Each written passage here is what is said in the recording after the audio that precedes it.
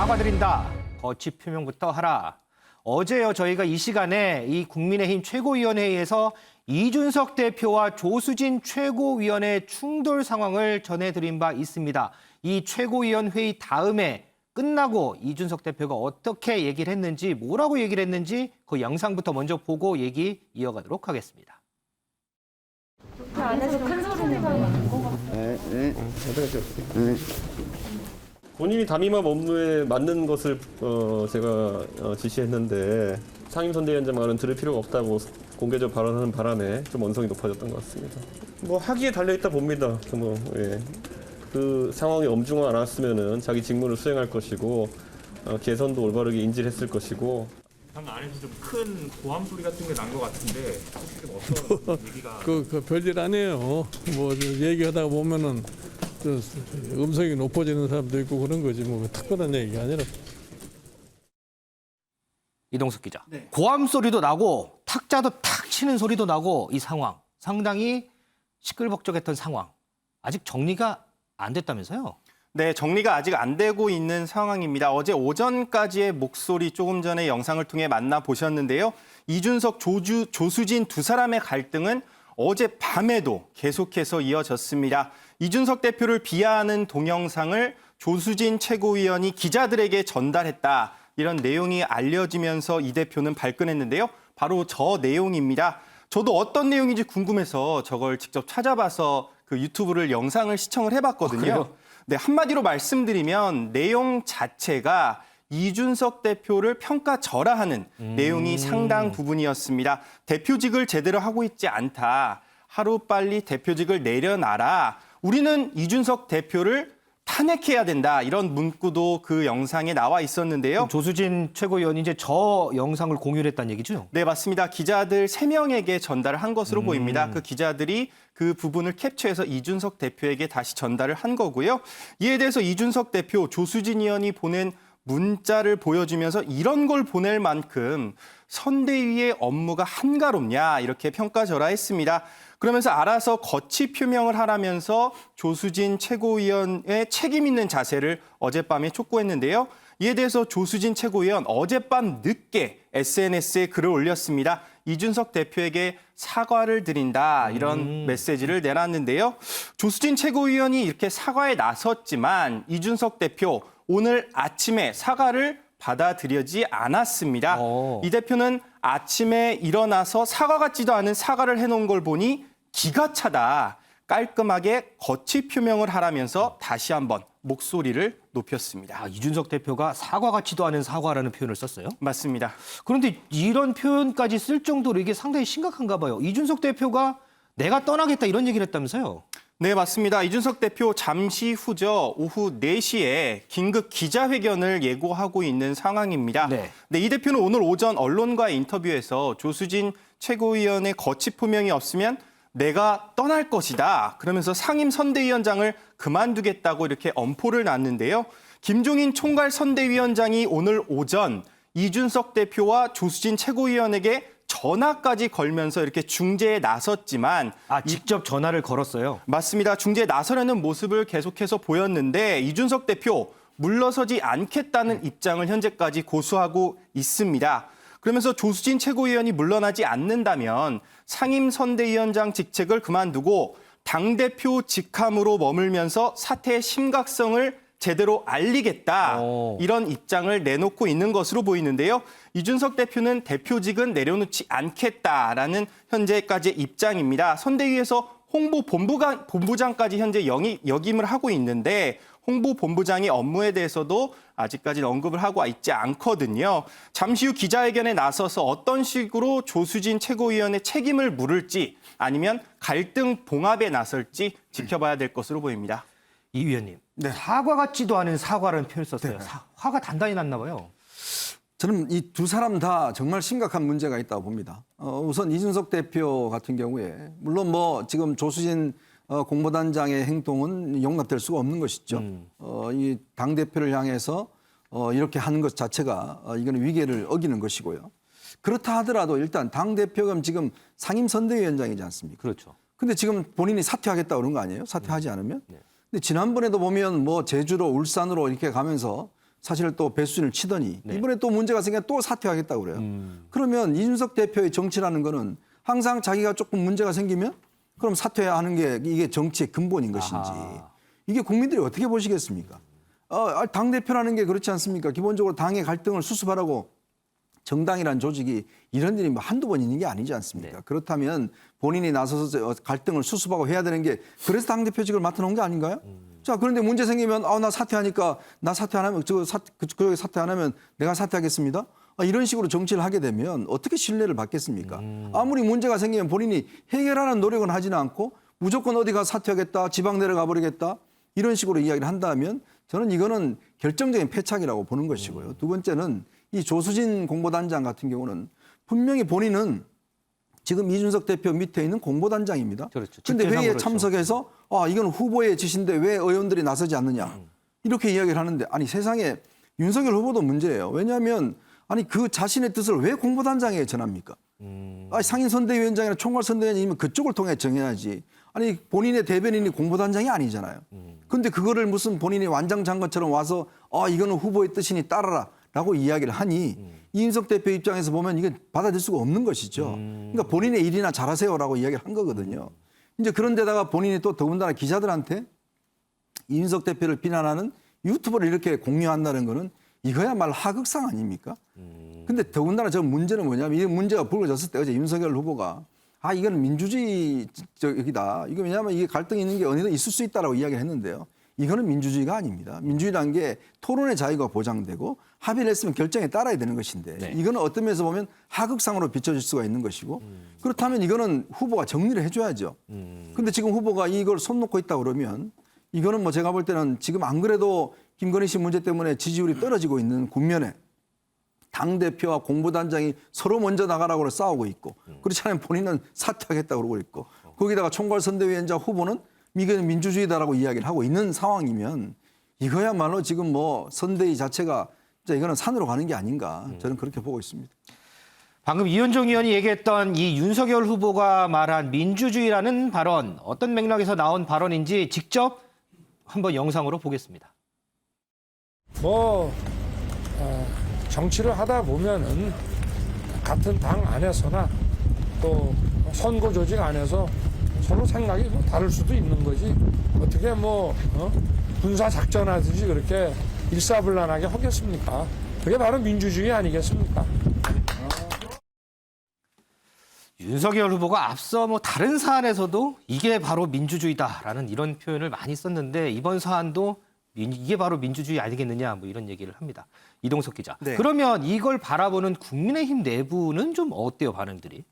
네, 국민의힘 내부에서는 쓴소리가 이어지고 있습니다. 일단 한때 윤석열 후보의 최측근이라고 불린 장제원 국민의힘 의원이 전면에 나섰는데요. 네. 장제원 의원은 하이에나를 운운하더니 오합지졸이 따로 없다. 당 선대위가 후보를 위한 선대위인지 자기 정치를 위한 선대위인지 기가 찰 따름이라는 목소리를 전했습니다. 어허. 이준석 대표를 향해선 옹졸한 자기 정치라고 비난을 쏟아냈고요.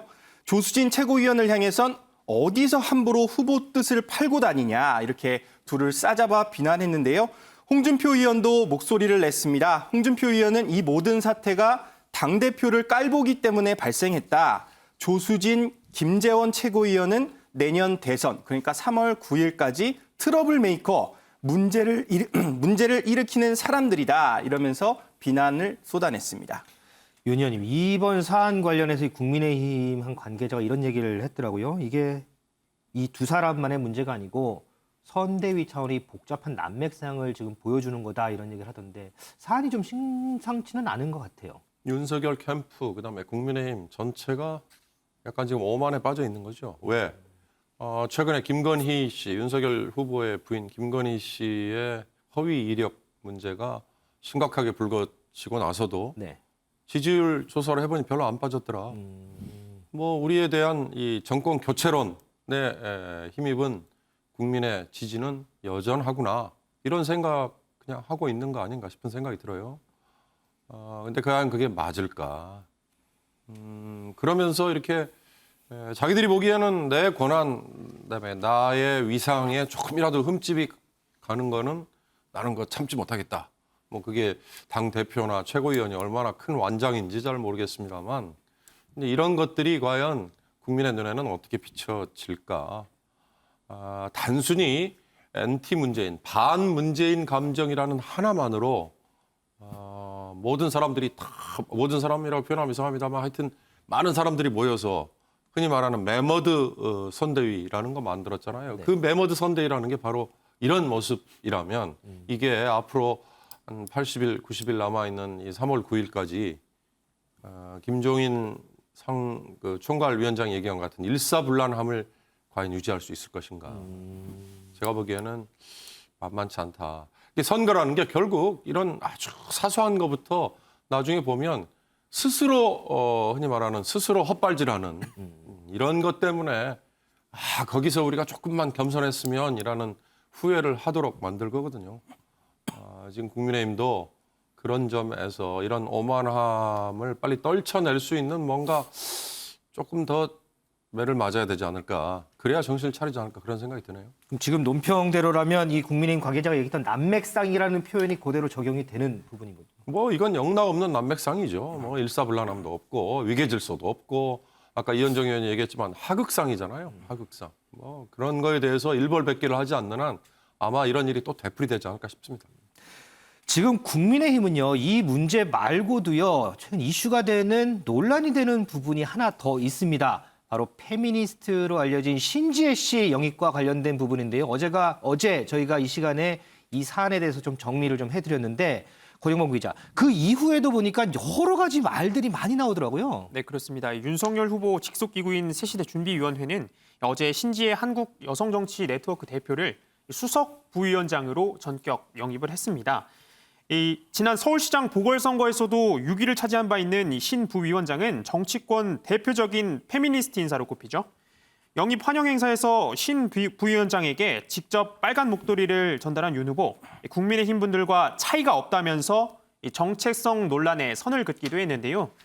당내 반응 좀 냉랭한 상황입니다. 냉랭해요. 네, 그렇습니다. 신 부위원장이 지난달까지만 해도 국민의힘은 페미니스트들의 대안이 될 수 없다 이런 의견을 밝혔고, 지난 7월엔 국민의힘 당사 앞에서 여성가족부 폐지 공약으로 성 갈등을 조장하는 혐오 정치를 규탄한다면서 이 국민의힘과 대립하는 모습을 보이기도 했기 때문인데요. 이준석 대표는 이 당의 기본 방침에 어긋나는 발언을 하면 재지, 교정할 수밖에 없는 상황이 될 것이라고 직접 경고를 했고요.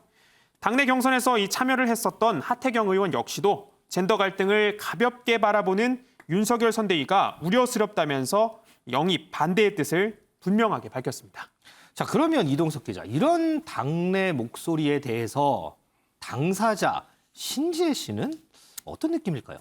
네, 신지혜 부위원장 잇따라 제기되는 당내의 우려 섞인 목소리에 정면 돌파에 나서겠다, 이런 의지를 내비쳤습니다. 신지혜 부위원장이 뭐라고 했는지 저희가 영상을 준비해봤는데요. 함께 보고 오시죠.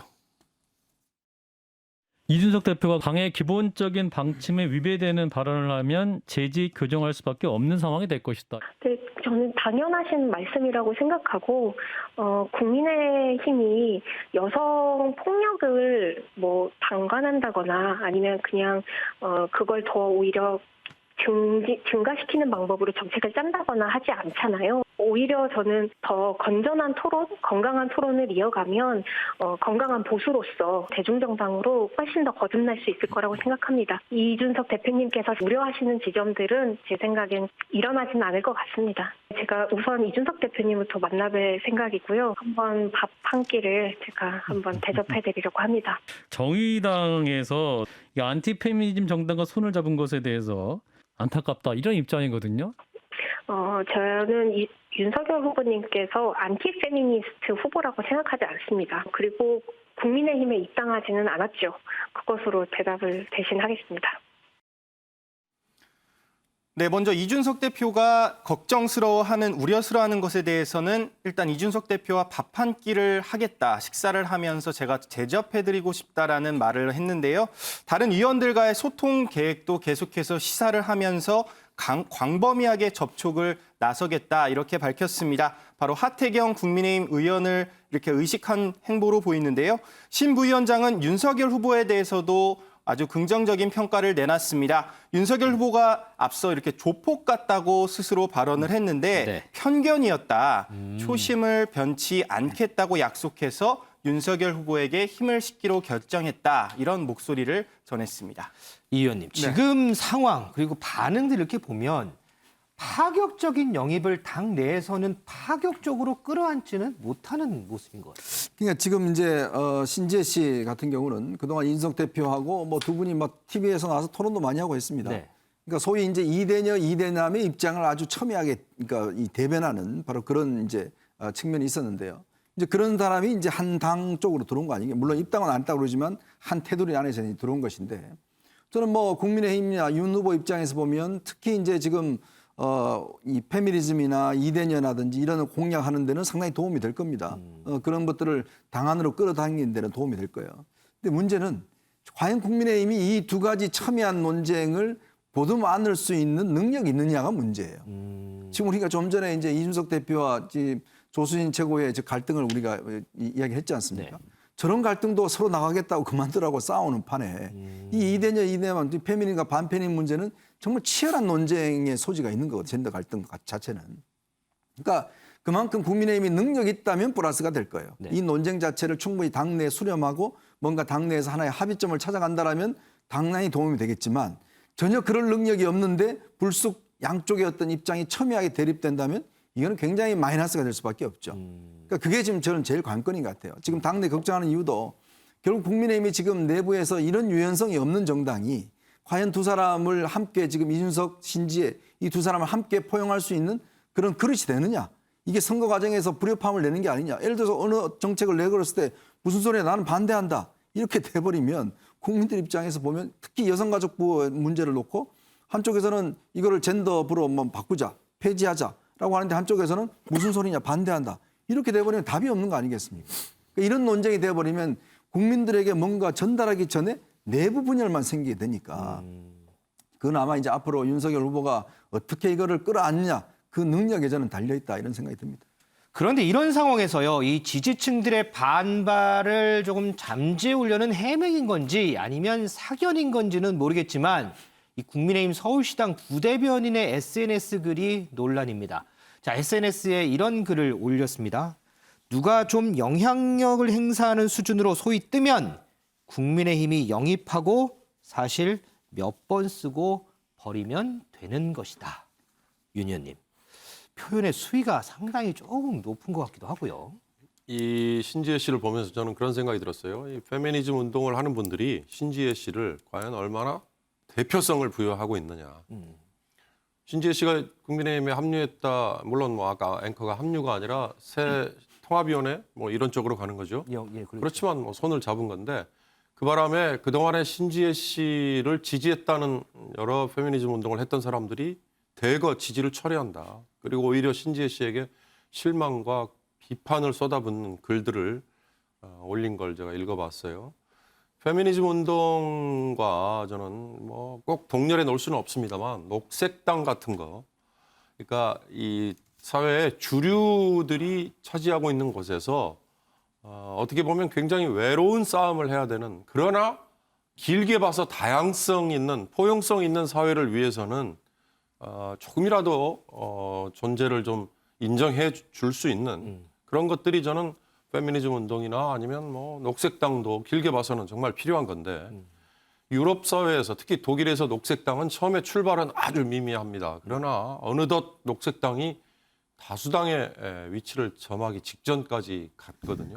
그건 중간에 조금 힘들고 외롭다고 해서 거대 정당에 그냥 손을 잡아버리고 가버리는 그런 게 아니라 정말 힘들고 외롭더라도 그 원칙과 소신을 향해서 꿋꿋하게 끝까지 버팀으로써 다른 사람들이 공감을 하고 그 공감이 퍼져서 다양성이 포용되는 사회 이런 거거든요. 페미니즘이라는 것도 남성과 여성으로 나뉘어서 서로 상대를 적대적인 걸로 보고 공격하는 게 아니라 서로를 궁극적으로는 포용하기 위한 운동이라면 신지혜 씨 같은 저런 젊은 친구들이 저는 꿋꿋하게 본인이 깃발을 꽂은 걸 끝까지 갔으면 더 어땠을까라는 생각이 들었는데 이번의 경우는 그냥 정치적인 목적을 위해서 덥석 손을 잡아버렸어요. 그게 아까 말씀드린 지지층들에게 받는 비판 그리고 지지 철회 이런 게 아닌가 싶은데 이 부대변인이 올린 글도 제가 봐서는 궁극적으로는 이런 거 아닐까. 저런 분들은 자칫 잘못하면 이제 조금 있으면 언론이나 아니면 대중들의 관심에서 멀어지게 돼 있거든요. 영향력의 행사가 안 되는 거죠. 그건 앞으로 뭐 하는 일에 따라서도 다르지 않겠습니까? 뭐 얼마나 쓰임새에 따라서 다르겠지만 바로 그런 점이 우리 이현정 의원이 얘기한 국민의힘의 당의 어떤 뭐 껴안는 능력 뭐 이런 거하고 연결이 되지 않을까 싶은데요. 그러니까 앞으로 과제 중에 하나이지 않을까 싶습니다. 어쨌든 표현 자체는 수위는 높지만 그 맥락을 봤을 때는 어느 정도 수위 간다는 그런 말씀이시군요. 자, 그런데 권영범 기자, 네. 지금 이 부분과 관련해서 국민의힘 내부에서도 반발이 나오지만 상대당 민주당에서도 황당하다 이런 반응들이 나온다면서요. 네, 그렇습니다. 이 부분 얘기하려면 먼저 이수역 폭행 사건 얘기를 좀 먼저 해야 될 것 같습니다. 이수역 폭행 사건이요? 네, 그렇습니다. 지난 2018년이었습니다. 이수역 인근 주점에서 남녀가 언쟁 끝에 몸싸움을 벌인 사건이죠.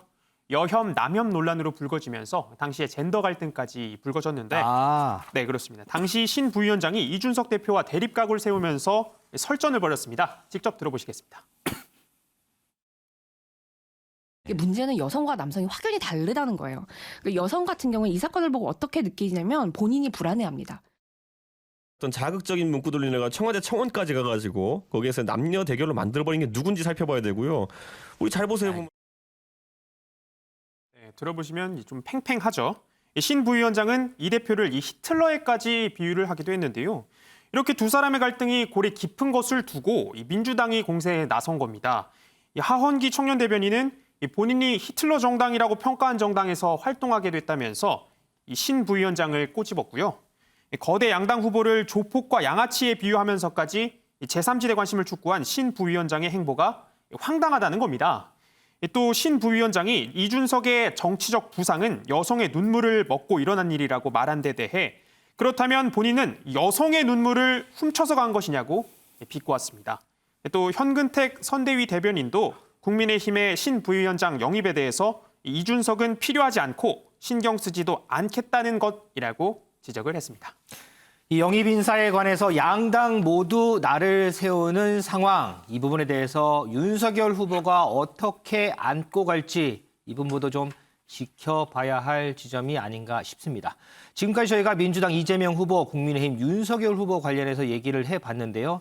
지금 벌어지고 있는 이 일련의 상황들, 과연 유권자들은 어떻게 보고 있을지 이 부분도 상당히 좀 궁금해집니다.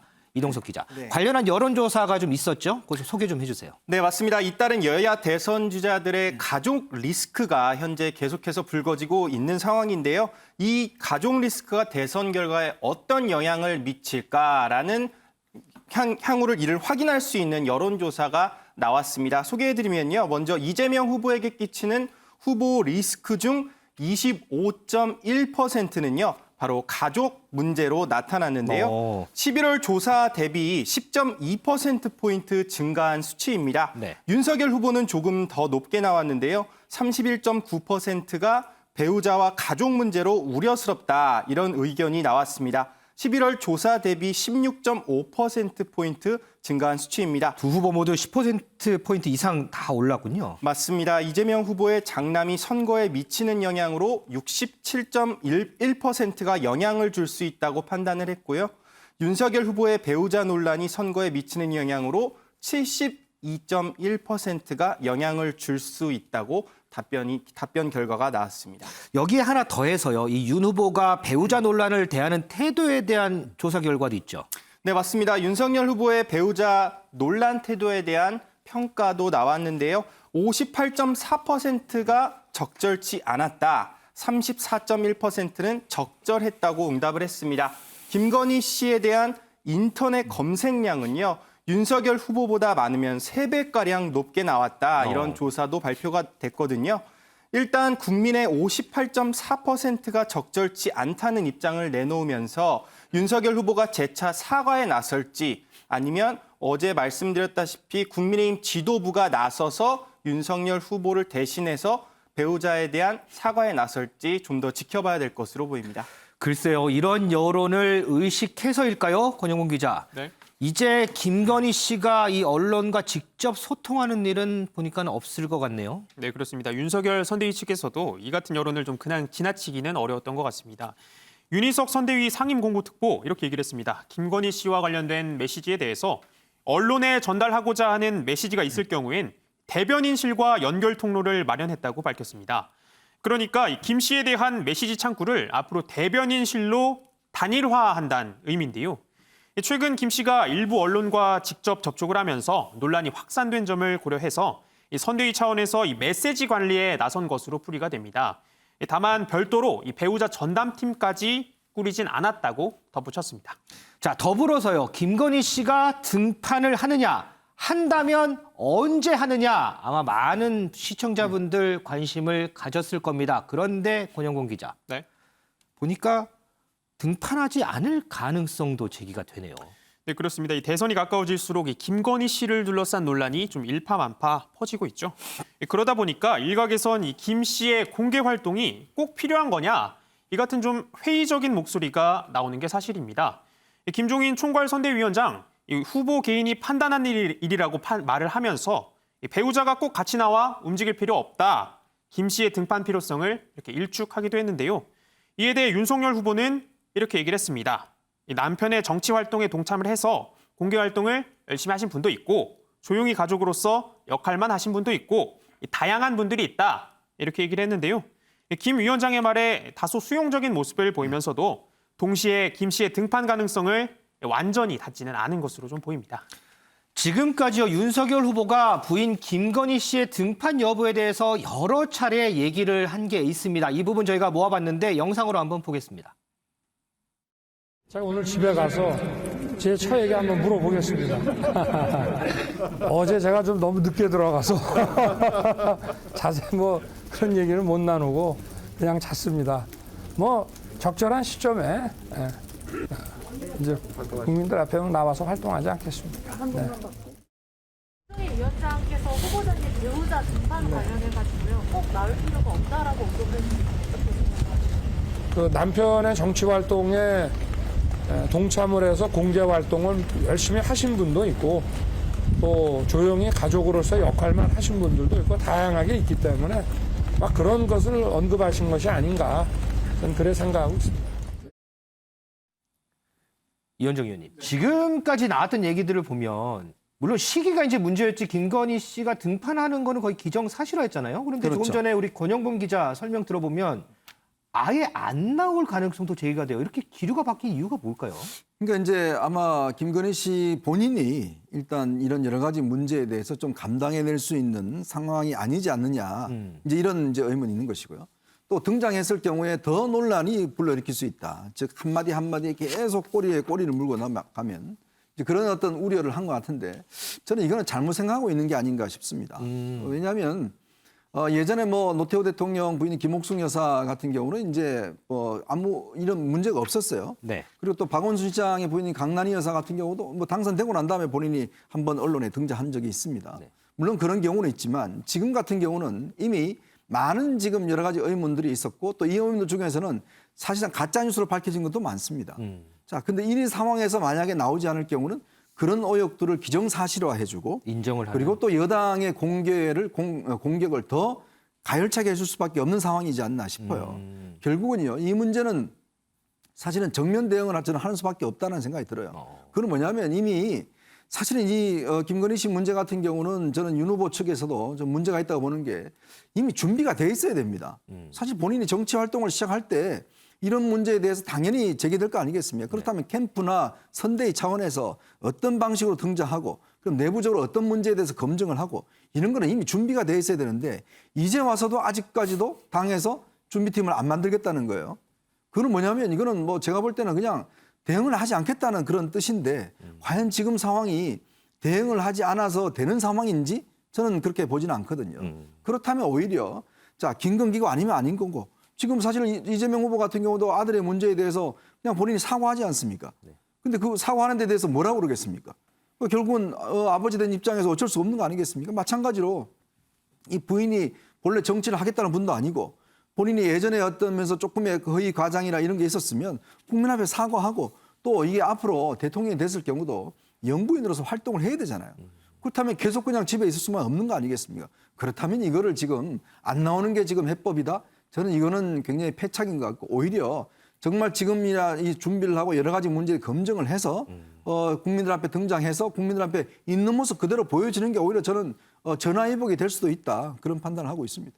윤 의원님 하나만 더 여쭤볼게요. 한 1분 정도 남았는데 김종인 총괄선대위원장이 네거티브 중단을 제안을 했어요. 그런데 윤석열 후보 반응이 이게 한국 정치사에서는 그런 적이 없다. 회의적인 반응을 보였거든요. 저도 그 어떤 의미인지 잘 해석이 안 돼요. 그러니까 김종인 위원장은 좀 절실하겠죠. 그러나 윤석열 후보가 한국 정치사를 거론할 만큼 뭐 어떤 의미인지 모르겠지만 배우자가 있는 한은 배우자가 나서지 않는다. 그러면 왜 문제가 있나라는 오히려 역풍을 맞을 수 있어요. 배우자가 함께 선거운동에 나선다는 거는 자연스러운 일반인의 가정을 꾸리고 있는 거 뭐 이런 걸 보여주기 위한 거지 득표력이 있다 없다 이렇게 가면 그건 오히려 논란만 더 키운다. 나중에 이제 그렇지만 아까 이현정 의원이 미리 준비를 했어야 된다 그러는데요. 지금 이 상황에서는 결국 윤석열 후보 캠프에서는 그냥 맞을 매를 맞고 가겠다. 뭐 이런 거 아닌가 싶은데 그건 결국 유권자들의 판단일 것 같아요. 무슨 말씀이냐. 정권 교체론으로 모든 게 다 덮이느냐. 후보의 허물, 후보 주변의 배우자를 포함한 다른 사람들의 허물까지도 다 덮이고 그냥 가느냐. 아니면 그게 아주 사소하지만 문제가 돼서 크리티컬 포인트에 결정적인 한 방이 되느냐. 이건 나중에 두고 봐야 될 것 같습니다. 김건희 씨가 아예 등판하지 않을 가능성. 오늘 프레스룸 논설위원들의 논평을 국민의힘 측에서 들어봤다면 아마 이 부분도 많이 좀 재고가 되지 않을까 싶기도 하는 그런 생각이 듭니다.